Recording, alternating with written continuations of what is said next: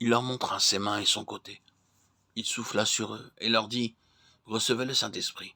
Jean 20, 20, 22. Christ nous a rachetés de la malédiction, ayant été fait malédiction pour nous, afin que nous puissions recevoir la promesse de l'Esprit. Galates 3, 13, 14. Ces paroles affirment expressément que le don du Saint-Esprit est en relation étroite avec le sacrifice du calvaire. Quelques jours avant de donner sa vie librement, le Seigneur avait annoncé à ses disciples qu'il leur enverrait le Saint-Esprit. Je vous enverrai de la part du Père l'Esprit de vérité qui procède du Père. C'est lui qui rendra témoignage de moi. Jean 15, 26. Le Saint-Esprit fut donc envoyé par le Fils au racheté pour qu'il les préparât d'abord. Jean 14, 26. Pour qu'ils rendissent témoignage ensuite. Il ne parlera pas de son chef, nous dit le Seigneur, mais communiquera la pensée du Père et du Fils à ceux qui lui sont confiés. Jean 16, 13, 14. Il révélera les desseins éternels du Père et glorifiera le Christ dans tous les rachetés, en prenant de sa plénitude pour la leur communiquer. Ce fut le jour même de sa résurrection que Jésus se présenta aux disciples réunis dans la chambre haute à Jérusalem. Et se tenant au milieu d'eux, qu'il souffla sur eux et dit « Recevez le Saint-Esprit ». Jean 20, 19, 22.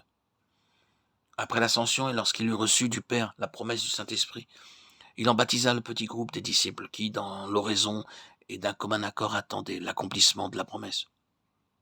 Baptême qui devait les rendre capables de rendre témoignage à sa mort et à sa résurrection.